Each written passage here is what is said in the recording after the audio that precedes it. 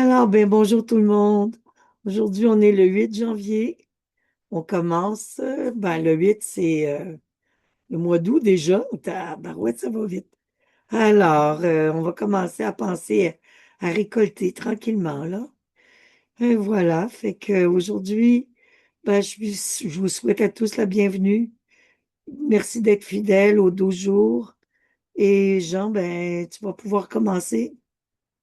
Voilà. Voilà, il y a Swami qui nous demande Parce son que moi, titre. j'étouffe très rapidement quand je parle. Allez, Swami. Alors Va voilà, coucher là.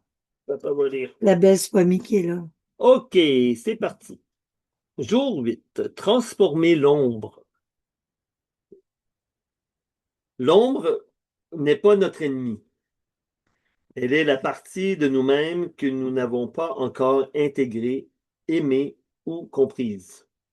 Elle contient nos peurs refoulées, nos colères niées, nos désirs censurés, nos parts jugées inacceptables. Tant qu'elle reste dans l'ombre, elle nous gouverne inconsciemment.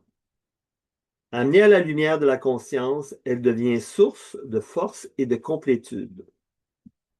Transformer l'ombre demande un courage particulier, celui de se regarder sans complaisance, mais sans jugement, avec la bienveillance d'un parent aimant qui comprend que chaque aspect de nous a une raison d'être. Nos parts d'ombre ont souvent été créées pour nous protéger. Elles méritent notre gratitude avant d'être transformées.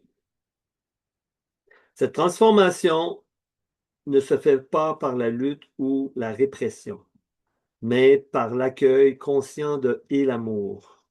Quand nous cessons de combattre nos zones d'ombre, quand nous les reconnaissons avec compassion, elles perdent leur pouvoir destructeur et révèlent leurs dons cachés. La colère transformée devient force sacrée. La peur intégrée devient prudence sage. L'orgueil conscientisé devient juste dignité. L'intégration de l'ombre. L'illusion de la perfection spirituelle. L'un des pièges les plus dangereux du chemin spirituel est la quête de perfection. Cette croyance qu'évoluer spirituellement signifie éliminer tout ce qui est ombre, négatif ou dérangeant en nous. Cette aspiration crée une spiritualité superficielle, basée sur le déni et la répression plutôt que sur la véritable transformation. Combien de personnes sur un chemin spirituel portent un masque de lumière perpétuelle, affichant constamment paix, joie et amour, alors qu'intérieurement bouillonnent colère, jalousie, peur, tristesse. Ces émotions refoulées ne disparaissent pas parce qu'on les ignore. Au contraire, elles s'enfoncent plus profondément dans l'inconscient où elles exercent une influence encore plus grande sur nos comportements. Cette fausse spiritualité se reconnaît à plusieurs signes. Le sourire figé qui ne touche pas les yeux, le discours toujours positif qui sonne creux, l'incapacité à reconnaître ses propres erreurs, la projection sur les autres de tout ce qu'on refuse de voir en soi, les explosions émotionnelles soudaines qui contrastent avec l'image de sérénité cultivée. La vraie spiritualité n'est pas l'absence d'ombre, c'est la capacité à voir son ombre avec clarté et à l'accueillir avec compassion. C'est reconnaître, oui, cette part de moi existe aussi. Je ne suis pas que lumière, je suis aussi ombre. Et c'est cette totalité qui fait mon humanité. Carl Jung, le grand psychologue des profondeurs, affirmait: on ne devient pas illuminé en imaginant des figures de lumière, mais en rendant l'obscurité consciente. L'intégration de l'ombre n'est pas optionnelle sur le chemin de l'éveil, elle en est une étape essentielle. Madame, commentaire?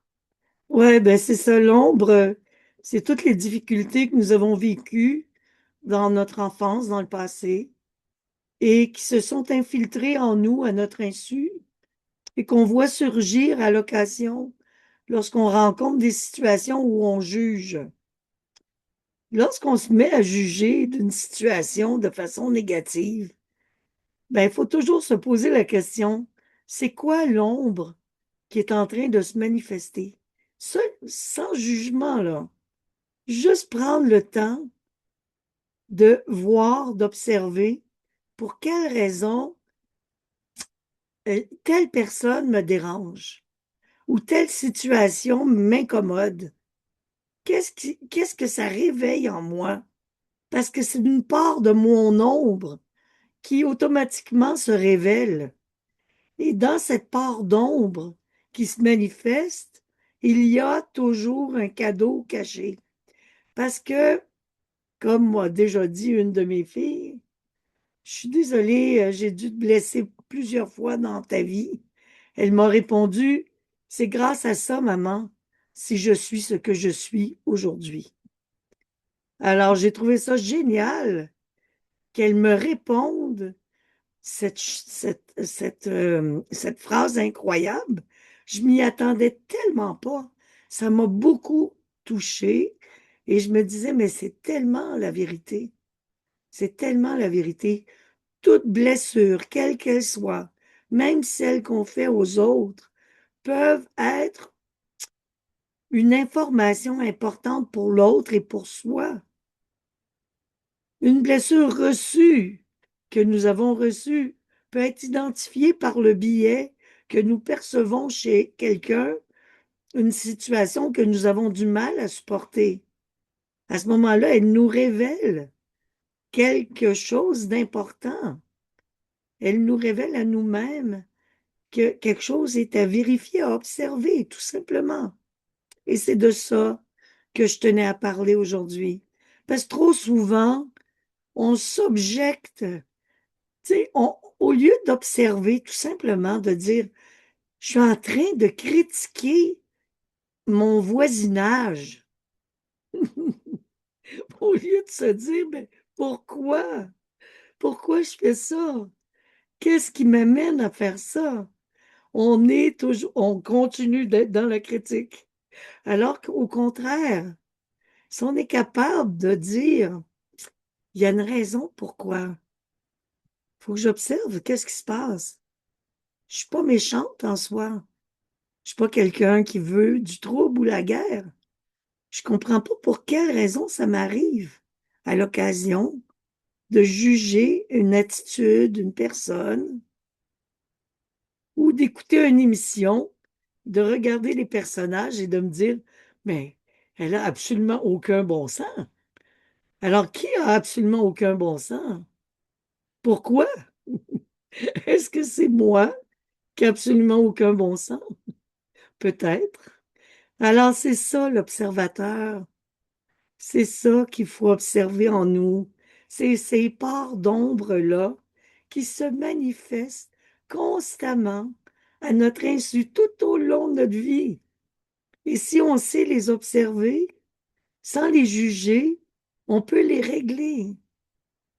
On peut aller chercher la force cachée derrière. Qu'est-ce que ça vous a apporté? Pourquoi avez-vous eu cette attitude dans votre enfance de rejet? Alors, continue, peut-être qu'ils vont mieux comprendre encore ce que je veux dire. Mais je crois qu'ils comprennent déjà. Justement, le prochain titre, c'est Comprendre l'ombre. C'est pour ça que je parlais de ça. Nos ombres se créent dans l'enfance quand certaines parts de nous sont jugées inacceptables. L'enfant réprimandé pour sa colère apprend à l'enfouir, mais elle ne disparaît pas, elle bouillonne dans l'inconscient. Les visages courants de l'ombre, la colère refoulée, irritabilité chronique, passif-agressif, la tristesse enterrée, qui crée de la morosité, de l'engourdissement émotionnel, l'envie et la jalousie cachée, le besoin de pouvoir dénier, qui crée de la fausse humilité, Le jugement projeté sur les autres. Le mécanisme clé, la projection. Ce qui vous irrite intensément chez les autres est souvent votre propre ombre. L'intensité de votre réaction révèle que vous rencontrez une part de vous que vous refusez de voir. Maintenant, la transformation. On ne transforme pas l'ombre en la combattant. La transformation vient par l'accueil. Reconnaître sans déni. Oui, cette part existe en moi. Observer sans jugement, avec amour, avec curiosité plutôt que condamnation. Ressentir avec permission. Laisser l'émotion être pleinement ressentie. Comprendre avec compassion. Chaque ombre avait une intention protectrice. Dialoguer. Qu'est-ce que tu Excusez. veux me dire? De quoi as-tu besoin quand on parle avec l'ombre? Et maintenant, les dons cachés. Vos plus grandes qualités sont souvent à l'envers de vos ombres. La colère transformée, ça crée de la force sacrée, de la capacité de poser des limites. La peur intégrée, ça crée de la prudence, de la sage prudence, pardon, du vrai courage. La tristesse accueillie, ça crée une profondeur émotionnelle, de la compassion. L'envie reconnue, ça crée de l'admiration créative, de la motivation. Après ça, il y a l'exercice. Tu le donnes tout de suite. Mhm. Pratique guidée. Rencontre avec l'ombre. Donc, fermez les yeux, amenez à votre conscience une part de vous que vous jugez habituellement. Au lieu de la rejeter, invitez-la. Posez-lui la question. Quelle est ton intention positive? De quoi as-tu besoin? Envoyez-lui de la compassion. Je te vois, tu as le droit d'exister, tu as été créé pour me protéger. Exercice pour la journée. Le miroir des projections. Notez ce qui vous irrite intensément chez les autres aujourd'hui. Pour chacun, demandez-vous de quelle façon, même subtile, puis-je aussi manifester ce comportement? Et la conclusion, le but n'est pas de devenir parfait, mais de devenir entier. Intégrer l'ombre, c'est donner une place à toutes vos parts autour de la table de votre conscience. C'est une complétude qui fait votre richesse. Youpi, j'ai fini. Tu vas pouvoir transmettre sur le chat. Et Mettre les. je lui ai vraiment, je l'ai soulagé beaucoup aujourd'hui. Je vous avoue. Ben voyons, ça ne soulage pas grand-chose. C'est le fun, j'aime ça, faire ça. J'aime ça, c'est pas un problème. Mais moi, je trouve Euh, ça important parce que ça- la part d'ombre en nous nous enseigne tellement de choses. Moi, à chaque fois que je suis en train de critiquer intérieurement une attitude que je peux pas supporter, je me dis tout le temps, qu'est-ce que ça me révèle? C'est quoi qui m'habite? Alors, je l'observe tout simplement. Je prends le temps de regarder d'où elle vient. Et vous savez, j'avais monté tout un groupe, un cours que je donnais au séjour Pardon. sur les étapes de notre vie où on a été blessé. On a été blessé dans notre enfance à différents moments, mais ça nous a créé. C'est ce que ma fille m'a dit, en fait. Ma fille m'a dit, maman, chaque fois que j'ai été confrontée à une blessure, je me suis renforcée et ça m'a créé. C'est ce qui a créé ce que je suis. Alors, la part d'ombre qui nous habite, en fait, elle nous a créés et elle nous inspire à devenir meilleurs. S'il n'y avait pas de noirceur, on ne pourrait pas connaître la lumière. C'est normal. Les deux vont de pair. Mais il ne faut pas rester nécessairement dans l'obscurité. On a la capacité de s'élever au-dessus. Et c'est de cette manière, en s'analysant constamment, en allant vérifier d'où vient cette critique intérieure que je suis en train d'élaborer, d'où ça vient. Et vous savez, de 0 à 7 ans s'installe le corps énergétique, de 7 à 14 ans, le corps physique, et de 14 à 21 ans, le corps émotionnel. Et à chacune de ces étapes, si vous avez vécu des chocs ou des difficultés, ça peut même vous empêcher, par exemple, de 7 à 14 ans, d'avoir une mobilité facile. Pour vous, c'est un effort, le mouvement. Vous comprenez? Parce que vous avez été blessé à cette époque. Alors, automatiquement, ça vous a brimé.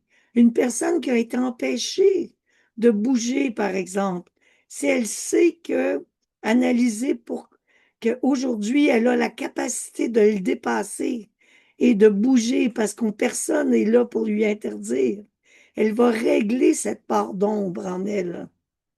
Alors, c'est pour cette raison qu'il est important de toujours être l'observateur de ce qui se produit à l'intérieur de nous, même dans les plus petites informations que nous avons sur le quotidien, en fait. Puis c'est de cette manière-là que nous arrivons à chevaucher nos dragons. Voilà. Alors, je vais arrêter de parler, là, parce que on va terminer là-dessus. Même si on termine plus tôt, c'est pas grave. C'est des jours comme ça. Et je vais vraiment poursuivre le travail avec vous demain. J'espère que tout le monde a pu recevoir le texte de travail et prenez le temps de méditer sur les périodes de votre vie. Quels ont été les éléments déclencheurs? Puis je voulais aussi vous parler de, vous savez, il y a certaines personnes que j'ai rencontrées dans ma vie avec un amour incroyable, extraordinaire, mais qui se mettaient en colère. Mais en colère, des fois, c'était moment. Je me dis, mais qu'est-ce qui a bien pu se produire? Mais c'est le refoulement. Lorsqu'on est obligé de refouler, lorsqu'on nous a empêchés de nous exprimer, comme Catherine parlait hier de petit garçon qui avait besoin de pleurer. Elle le laissait pleurer, il était triste.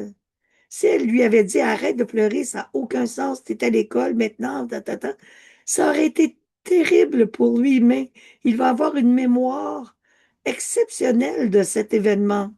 Il va dire, ah bien, un adulte qui comprenait mon état, qui ne m'a pas demandé de refouler ma peine. Mais c'est ça, les ombres. Mais en même temps, il faut comprendre que ces ombres qui sont placées en nous sont souvent placées par nous-mêmes avant notre incarnation pour que nous nous définissions et que nous prenions une voie claire par rapport au chemin que nous devons emprunter.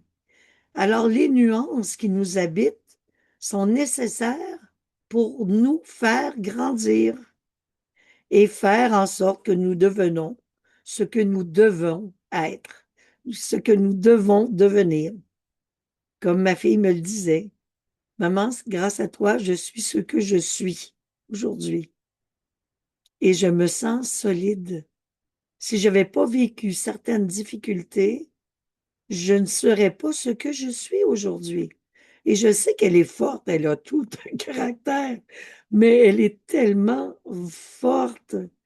Alors, c'est ça qui est extraordinaire. Alors, à travers nos ombres, si on sait les chevaucher, si on sait les observer, nous obtenons de grands privilèges. Mais vous devez vraiment faire l'analyse quotidienne, tout le temps. Qu'à chaque fois que va arriver une situation de critique en vous, Posez-vous la question, qu'est-ce qui vient de me déranger dans cette situation? Pourquoi? D'où ça vient? Alors, voilà. Alors, à demain, on va fermer la réunion d'aujourd'hui et on se retrouve pour le 9 Bon, janvier demain. bon mois d'août. Bon mois d'août.